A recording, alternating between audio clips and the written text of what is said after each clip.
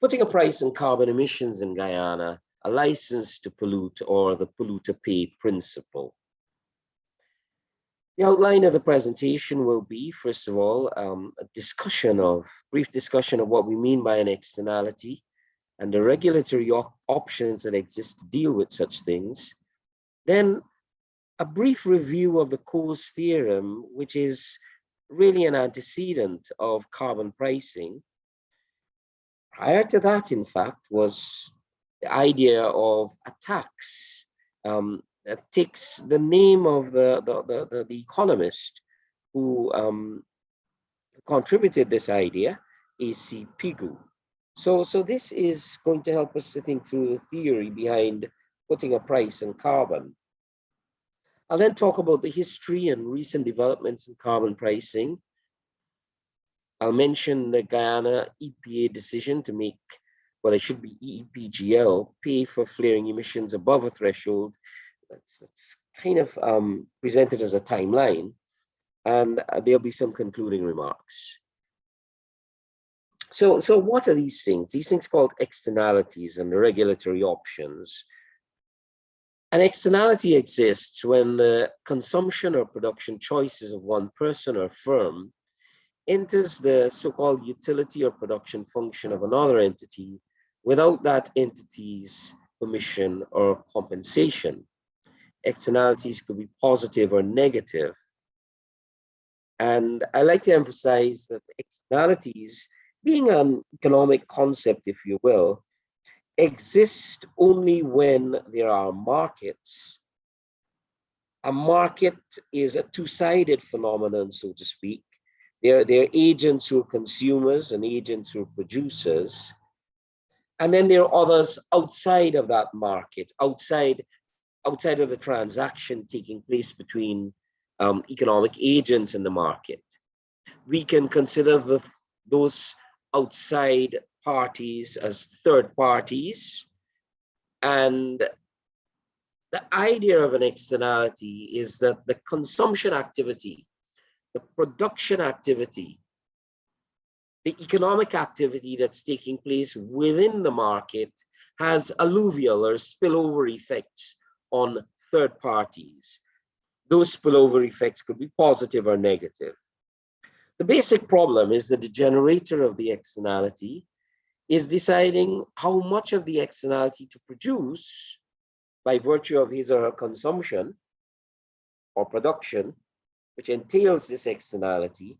But that decision maker who's imposing a cost on third parties doesn't have to take into account the effects of the externality on the others or the costs of that externality on those others. There are, as I said, two types of externalities. There are consumption externalities. Well, you could actually say there are four types. With consumption externalities, the choices of some agents affect the so-called utility of others. Production externalities, the choices of some agents affect the profit or the cost of other producers. This afternoon, we're thinking about production externalities, and in particular, negative production externalities. And as you might imagine, we're thinking about the production, extraction and production of something like crude oil, which is associated with an externality, that is to say, carbon emissions.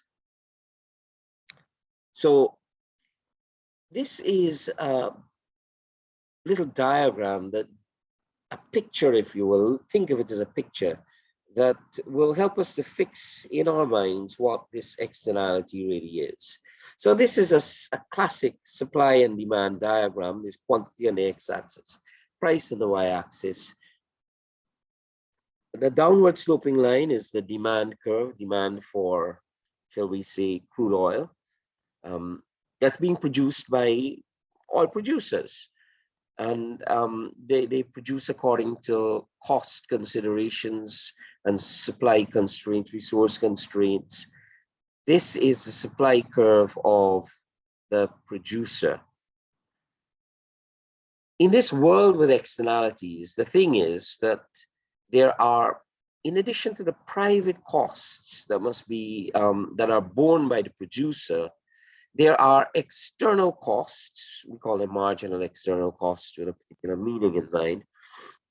We call them external costs that are being imposed on third parties as spillover effects here. And in this particular diagram, we're representing that first of all, the marginal social cost is the sum of the marginal private costs plus an external cost. This is the MEC here. And the total social cost is higher than the marginal private cost by the amount of the external cost being imposed on third parties.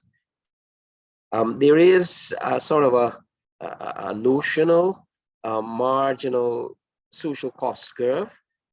And for those of you who know your economics, you'd see that the marginal social cost curve is to the left of the marginal private cost curve, because the idea is here that the external cost is a negative one. Were it a positive one, the marginal social cost curve would have been to the right. Now, as I said, there must be a market, there must be transactors in a market, summarized by consumers on the demand side and producers on the supply side, if you will, in market equilibrium. A certain quantity, Q0, is going to be produced and consumed, and that would be sold at a price P0. These are simple market dynamics. But that is, of course, when we only consider the private costs to the producers. If we were to consider the cost to society at large, then we'll have to be thinking about this other supply curve.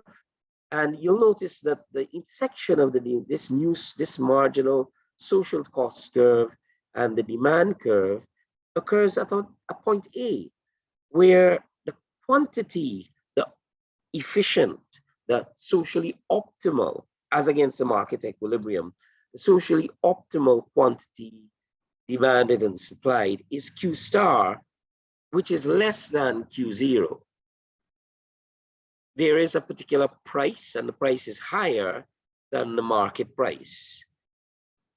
That's to say, if we were to force producers to operate on this marginal social cost curve here, as against a marginal price, private cost curve, producers will produce less.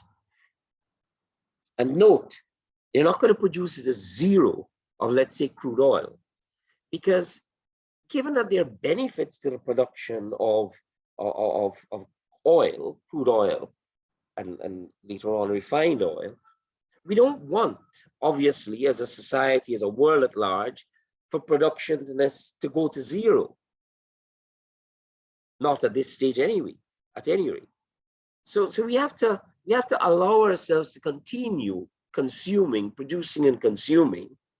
But notice we're at Q star producing less than what would have been produced in a free market. Well, I shouldn't say in a free market, at market equilibrium. The question is, how do we get producers to operate on this marginal social cost curve, which we believe reflects that sum total of benefits and costs to society. The benefits being the demand curve and the total costs being that marginal social cost curve. We'll have reason to come back to this diagram, but that is in general what the idea is, the idea of an externality. It's causing us, if you will, it's causing the market, if you will, to produce too much. That is the key issue here. The market is producing Q0 as against Q star. It's producing too much because of the negative effects. We might add the calamitous effects of global climate change that is induced by the emission of greenhouse gases, carbon being one of them. So government can respond to this. And government, in a sense, has to respond to this, governments at large. The issue for us is that there are many, many different countries with different national governments. And if one of them were to intervene one way or the other, then that the rest of the countries can argue that, well, other countries are addressing it, we don't have to. This is a free rider problem, a global free rider problem. But at a national level, consider what the government, a particular government, can do. It can engage in moral suasion, and it'll have the assistance of many, many people to say to oil companies as well as to consumers that we need to use less of fossil fuels. And that would be simply moral suasion. That would be appealing to people's value ethics and so forth. Governments can sometimes directly produce an improvement in environmental quality, compensate for any damages that may be done. The companies themselves can engage in, well, rather the government can engage in pollution prevention as against compensating for environmental quality. And they do so by, very often it could be command and control regulations that say, you must not flare, or you must not produce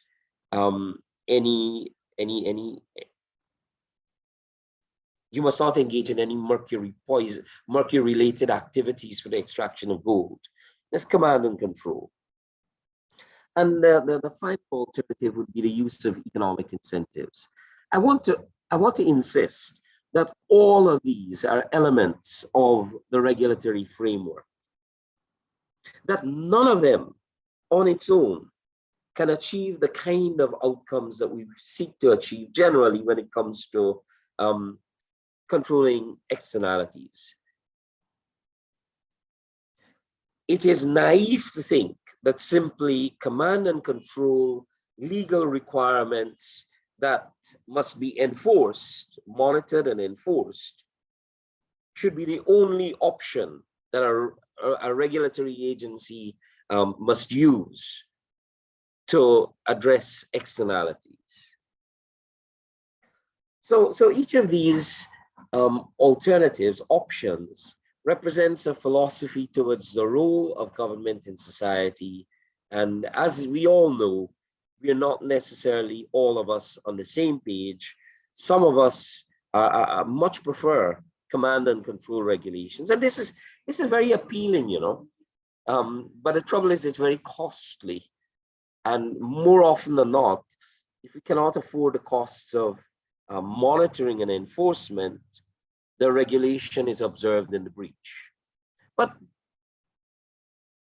at the UGGI, we do not necessarily say that it has to be one or the other. And this afternoon, we're talking about economic incentives, the use of economic incentives. As I said, the antecedent to the discussion of carbon pricing was the Coase theorem.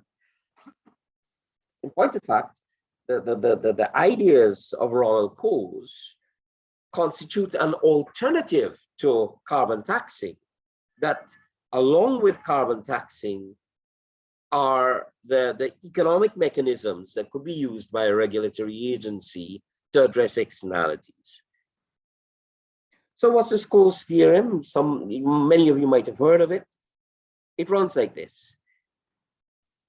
If there were no transactions costs and no bargaining costs, economic agents or agents in general can bargain their way to a socially optimal level of output that includes a consideration of the costs of pollution, for example, regardless of the particular assignment of property rights, either to the parties whose activity is generating the externality, or to the third party victim. This Coase theorem, which is, as I said, based on bargaining between the parties generating the externality and those who are experiencing the consequences of the externality, involves, unfortunately, at this stage, it doesn't involve any consideration of income effects. Let us say wildly that property rights are assigned to a polluter, so that gold miners have the right to produce gold anyhow, recovering it using any particular chemical or any particular process. If the legal rights are given to the miner to produce gold, then the Coase theorem here, it would then be for society and communities to, shall we say, pay the miners not to pollute, because the miners enjoy the right to pollute. So, well, the right to produce. And yes, that means polluting. The trouble with that, however, is that the community that is already bearing the consequences of mercury poisoning, shall we say, now has to turn around and pay the polluter. That's what we mean by no income effects, no fairness concerns in this theorem here, that is agnostic to which party should get the right, so to speak. But what I'd like you to note is that this theory here, this theorem here, is just a really abstract one that is talking about the achievement of a socially optimal level of output that bears the costs of pollution in mind. It is agnostic to considerations of fairness and of income effects.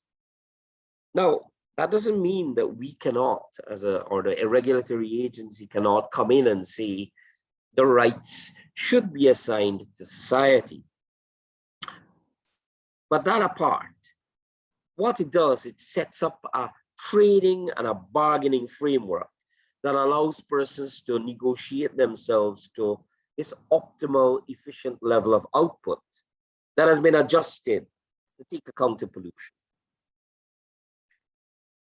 So as we say, the Coase theorem has an exact definition, it requires an exact definition of legal rules, that is to say the property rights assignment. But it only establishes in the process the efficiency properties of that mechanism, and it ignores the distributional consequences. The bottom line, though, is that the external cost of, or the cost imposed on third parties of the externality, that cost is internalized either to society at large or to the polluter. A market for the externality develops. If property rights are, well, I said this before, producing gold has benefits, producing crude oil has benefits. So reducing the production of these things might cost society. And the idea of the Coase theorem is that externalities have a reciprocal characteristic to them. And in as much as firms can reduce their pollution, so it could be argued, in the case of something like it's just a pollution that has local effects, so too people can move out of an area. That is, of course, just giving you the pure theory of things. The Coase theorem, importantly, formed the theoretical basis of emissions markets and trading, or as we call them, cap and trade systems, that have this similar effect of causing firms to internalize the cost of pollution.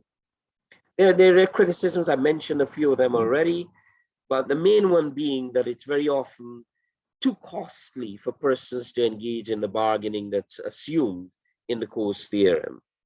And of course, as I pointed out, there's no consideration of distributional effects. So there's this other person, A.C. Pigou. Coase wrote in the 60s, A.C. Pigou wrote in 1938, arguing that an externality cannot be mitigated. So he was actually foreseeing what Coase was thinking, cannot be mitigated by contractual negotiation between the affected parties. Pigou argued that direct coercion by government or judicious use of taxes should be used against the offending party. So Pigou is quite clear that the taxes should be imposed on the entity the agent that is generating the externality. These taxes are referred to as Pigouvian taxes. So Pigouvian taxes now as a means of putting a price on carbon. The basic principle behind the use of externality taxes, Pigouvian taxes, is that the tax eliminates the divergence between marginal private and marginal social costs. In that diagram we just saw, and we'll see it again just now, Q0 represented the market equilibrium where too much was being produced. But it occurred because marginal private costs were equal to marginal private benefits. And as we saw in that diagram, the Q star, which was less than Q0, represented the optimal level of output where marginal social costs are equal to marginal social benefits. So this was a diagram that we went through already, and I won't go through it again. Now, there's this very diagram here. The slopes of these supply curves have changed in this other diagram here, but it's the same diagram. And what we have here are the marginal private costs. This is the marginal social costs. Instead of calling it the marginal external cost, I'm calling it the marginal damage of pollution, quantity of crude oil, price of crude oil. Q0 is the market equilibrium if things are left up to the market. Whereas if somehow or the other we got the firms to internalize the cost that's now being imposed on third parties, they'll end up operating on this marginal social cost curve, producing a smaller amount Q star. The idea of the Pigouvian tax is that a tax is set equal to the vertical distance of this blue line here. So this is the price axis here. And you could think of it as, I'm just going to do something I usually do in class. You know, forgive me, it's not that vertical distance, the blue line, is actually an amount, a dollar amount. That is the tax. And the idea here is that if the polluters who are now operating with only a consideration of the private costs to themselves of extraction, development and extraction, if they are now forced to bear, because of this tax here, a tax that is exactly equal to the marginal cost of the pollution,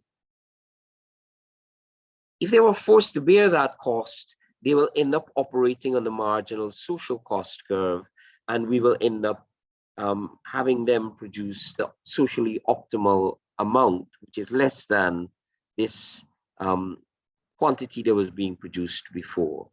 The key thing about a Pigouvian tax is that it is set exactly equal to our best estimate of the marginal external cost. And if that is done according to Pigou, then we can just allow the markets to work, because people will then be operating on the marginal social cost diagram, the marginal social cost curve, if you will. So the tax is the distance between A and D. It is A minus D. And that's the Pigouvian tax. And a tax on externalities equal to the divergence between the marginal private and marginal social costs will raise, well, if we were thinking about the steel firms, could have been, but I should have changed that to the oil firms or to the gold producers' private costs. And the tax would shift the marginal private cost curve by an amount exactly equal to the distance between A and D in that figure we just saw.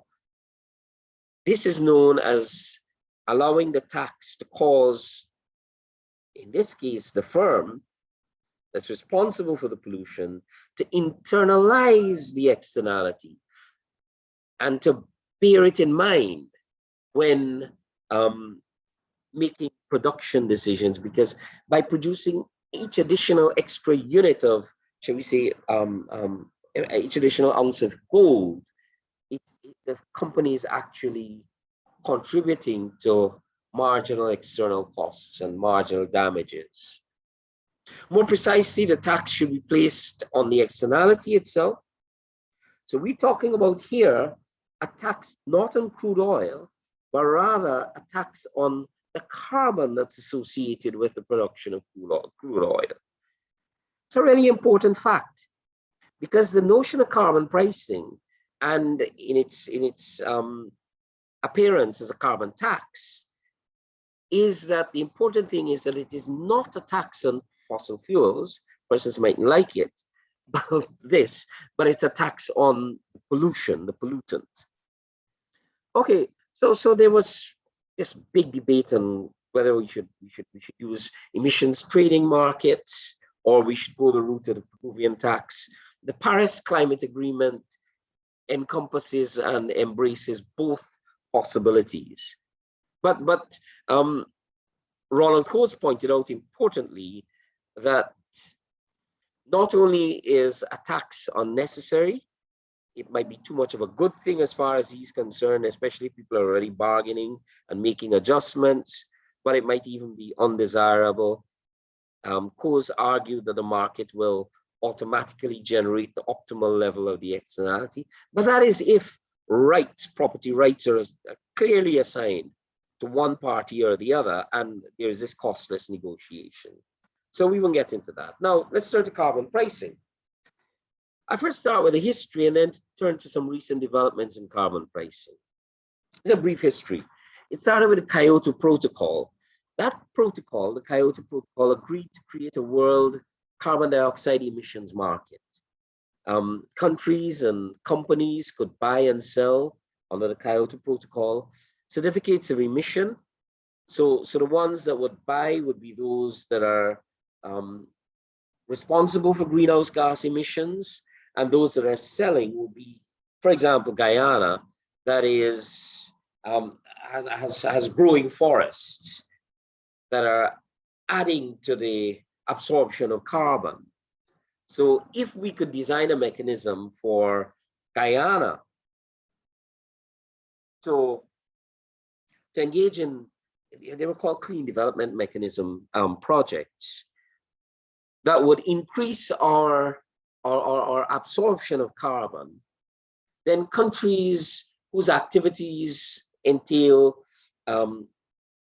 additions to carbon can finance projects in a country like Guyana, so that net overall, there's a stabilization of carbon emissions. That was the idea way back when. And one might mention, for those people who know Guyana, that the Skeldon modernization project had an energy component that was, in point of fact, financed under the clean development mechanism. That was the general idea. One should mention too that coming out of that was the European Union Emissions Trading System, that is now the largest carbon market in the world, representing more than 3/4 of the international trade in carbon. Persons who wish to ask me about this might do so. That is to say, does the emissions market system, the cap and trade system, work better than carbon taxes? It all turns on the quantity of greenhouse gas emissions or carbon that the regulatory agency deems to be allowable in some sense. More on the history. In 2008, British Columbia in Canada, and I know that Dr. Janet Bulkan is here. Janet lives in British Columbia, I think. But I think, I'm not sure, but British Columbia in 2008 set a carbon tax and actually reduced fuel consumption 7 times more than the local government expected. And now there are about some 50 countries that have some carbon pricing scheme in some form or the other. Trouble is that the global average carbon price is currently only $2 a ton, far below what, so to speak, the planet needs, or what's agreed upon in the Paris Climate Agreement. More recently, that was early beginnings. More recently, you notice the date here, May 29, 2017, and there's a lot of action since. But there was this report of a high-level commission on carbon prices.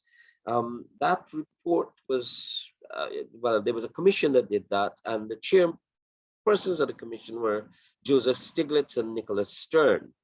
The commission's objective was to identify indicative corridors of carbon prices. These are Pigouvian taxes that can be used to guide the design of carbon pricing instruments and other climate policies, regulations, and measures to incentivize bold climate action and stimulate learning and innovation to deliver on the ambition of the Paris Agreement and support the achievement of the Sustainable Development Goals. So, a core point made in this high-level commission report on carbon prices is already captured here, that it's not just about carbon pricing instruments, that's to say taxes or emissions trading, but it's about other climate policies, regulations, and measures that would incentivize bold climate action. You could think of those things as including, as I said, moral suasion. That's certainly having an effect. You could think of it as command and control mechanisms that are being tried in different places. Very importantly, you could think of voluntary action taken by persons with a sense of responsibility, companies with a sense of responsibility about what's happening. And all of these things added together, along with carbon pricing here, would be what's being recommended. It is not just a matter of putting a price on carbon. Looking ahead, the reason why this has really begun to be a key part of the world's discussions is precisely because of the aforementioned possibility of a free rider problem. That is to say, why should we undertake action knowing that if we alone do so, our country alone does so, while the rest of the world continues to emit greenhouse gases, then nothing is going to be done to address global climate change, while our particular action might be perhaps slowing the growth and improvement of well-being in a country. So that's the fundamental free rider problem. And the idea is that if we could establish and have a shared understanding among the nations of the world that there must be some minimum price of carbon, then that is a place to begin the kind of global cooperation that's required for us to address global climate change.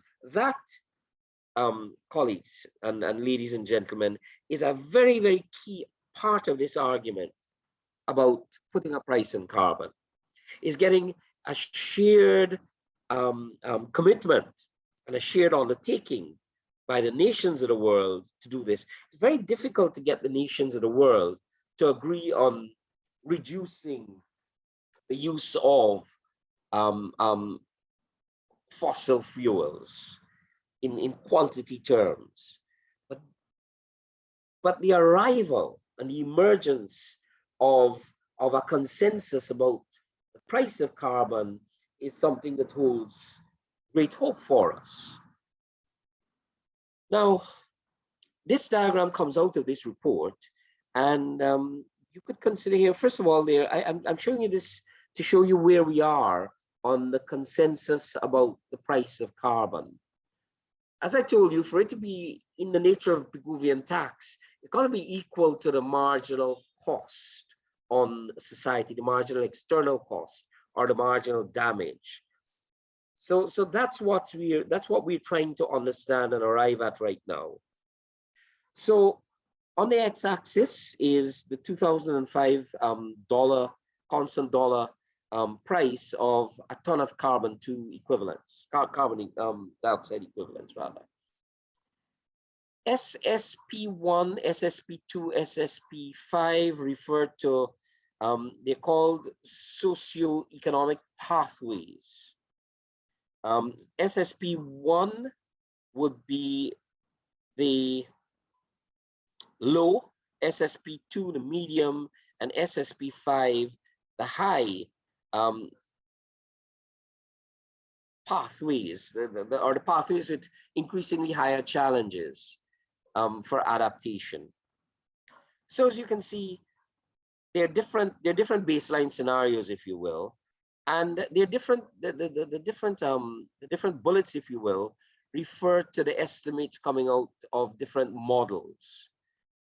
What you can see here is that a baseline that involves the fewest challenges, the least challenges for mitigation and adaptation, has a price of carbon of even for some models even less than 100.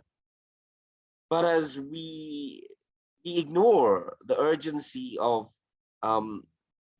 addressing climate change, then, and you can see we now on a more challenging pathway here, SSP5, you can see that some models, in this particular case here, the AIM CGE model, predicted that to achieve the objective of limiting the increase in carbon emissions to 2% within 2% of the industrial revolution levels, I hope I said that generally correctly, the price will have to be between 400 and 500.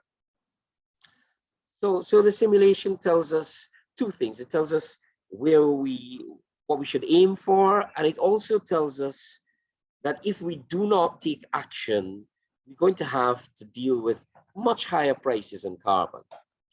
So I thought I'd mention how the social cost of carbon is actually calculated, and there are 3 steps here. First of all, predict the impact of an extra ton of CO2 on the climate using some climate forecasting model. And then you measure the impacts of the changes in climate that were caused by, extra carbon. So the impacts of changes in climate on, shall we say, economic productivity, health, property damage, and we have to capture all the possible effects of climate on life. And then thirdly, calculate the current social cost by converting future costs to current dollars by using a discount rate. Sounds simple, but quite involved. The thing is, there's been an awful lot of progress on each of these 3 phases here, these stages here. So the US has come up with a number. Let's jump to the bottom. The US has come up with a number, $40 per ton of CO2. Notice in saying that I'm saying that it is a particular country's estimate, and every single country has a different estimate of the cost of carbon to itself. Okay? There could be an overall cost of carbon that we believe would be required, but the carbon prices, social cost of carbon prices really range. The Obama Interagency Working Group on the Social Cost of Carbon was tasked with answering the question, what is the social cost of carbon? It compiled data on estimated impacts of carbon emissions, and here's that discount rate. It applied a discount rate of 3% to future costs.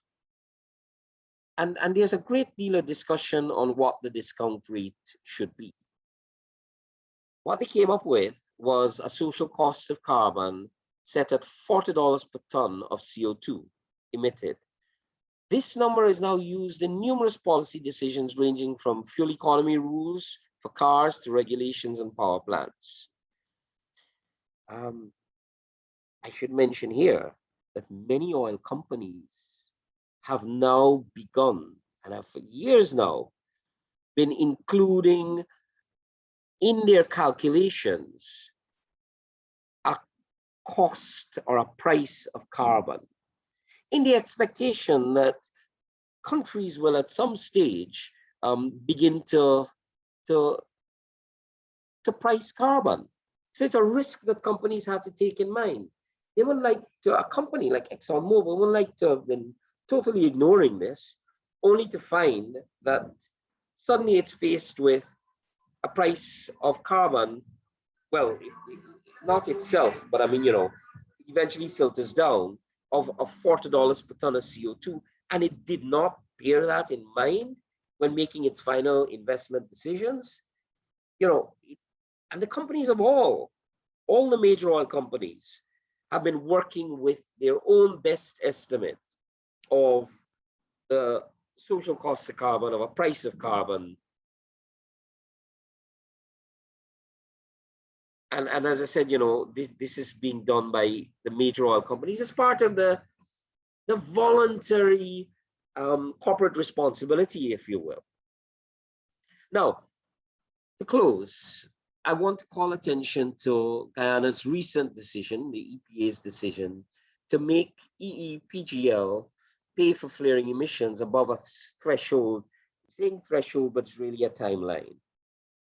So on May 13th, 2021, the modified permit for Liza 1 was issued to EEPGL, having been signed by both the company and the EPA. The revised terms and conditions include an obligation, several things, but include an obligation on the company to pay for the emission of carbon dioxide equivalent that results from quote unquote excess flaring above this threshold. Notice what the payment is going to be. US $30 per ton of CO2 equivalent. The US is using $40 a ton. The EPA got EEPGL to sign on to $30. What's important here for me, really very important here for me, is that the idea of a price on putting a price on carbon is that it has the potential of reducing this free rider problem. It's not just about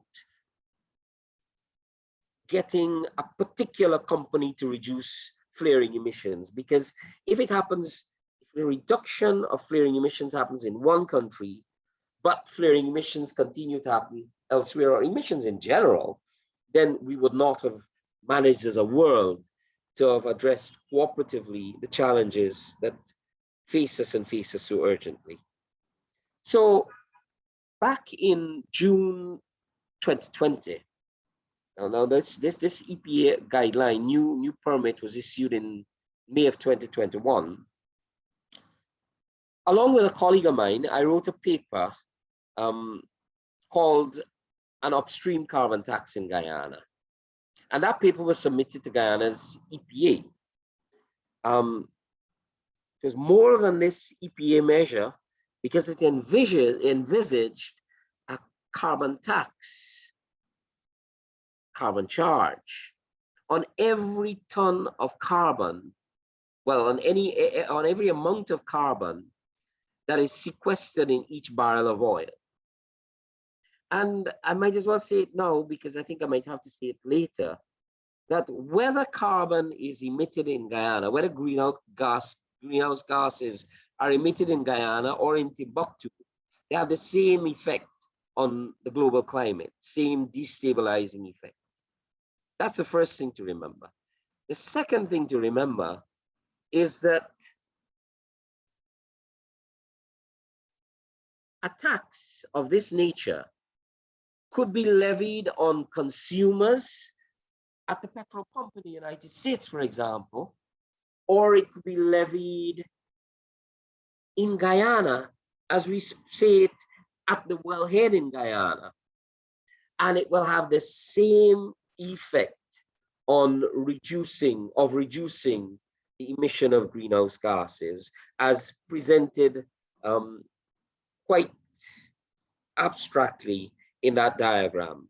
It doesn't have to be levied on the consumer at that stage. It will be levied on the producer at any stage of the production chain. It will produce the same effect. So that inspired this particular proposal here. So yes, there were two principles: a physical one and an economic one. The physical principle holds that a unit of fossil fuel will emit the same amount of carbon wherever and whenever it's burned. And the economic principle justifies the use of upstream carbon taxes by reference to this notion of the irrelevance of who pays a tax. So this is a little graphic about this upstream carbon tax at the wellhead in Guyana. name the first, the physical principle is represented here, that wherever combusted, the emission of gases, carbon, will have the same effect. We point out that 8 billion barrels of recoverable crude contain 3.5 gigatons of carbon dioxide equivalent. And then the carbon price idea in the form of the Pigouvian tax is the one that we've discussed in this presentation.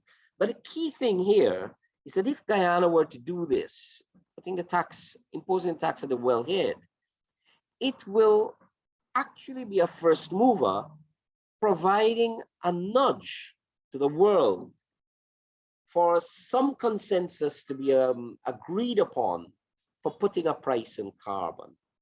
You know, the principle of putting a price in carbon is generally agreed upon, even by oil companies. I like to point out, and I've done so in the paper, that ExxonMobil has been quite public in saying, number one, it endorses the Paris Climate Agreement, and secondly, that it endorses putting a price in carbon, and in particular carbon tax, as the way to approach this matter of climate change caused by the emission of carbon dioxide. So it's clear, very, very clear that there's agreement on this by governments, by major oil companies. Now, what will happen? What will happen is that if Guyana imposes the tax here, well, actually, I'll come to that. This is the second to last slide. Note here that I'm saying that such a proposal is consistent with the Paris Climate Agreement, but it's also consistent with our environmental regulations in Guyana. You could ask me more about that, but that is why EEPGL ended up agreeing to the limited, albeit limited, charge on flaring emissions, because it's also consistent with the production sharing agreement that was signed between the consortium of companies and the government of Guyana. The key issue being that the stability clause of the contract, in my understanding of it, says that there must be no new charge, no new levy introduced by way of new legislation on petroleum or petroleum-related products. Number one, the Pigouvian tax is not on either petroleum or petroleum-related products. It's on carbon. So it's consistent with the production sharing agreement. And there was another point I don't quite remember right now. But it's not a tax on, and furthermore, it made use of the EPA legislation, so it didn't involve any new legislation. So though an upstream carbon tax proposal, we pointed out, is not merely about revenues, it will have some revenue implications. We pointed out that a tax of $40 per ton, which is what's being used in the US, if imposed, will allow Guyana to earn US 3.4 billion annually. That's to say, if flaring was included in the calculation of the emissions. Or it will allow Guyana to earn US 1.4 billion annually, rising to 4.7 billion annually as oil production increases.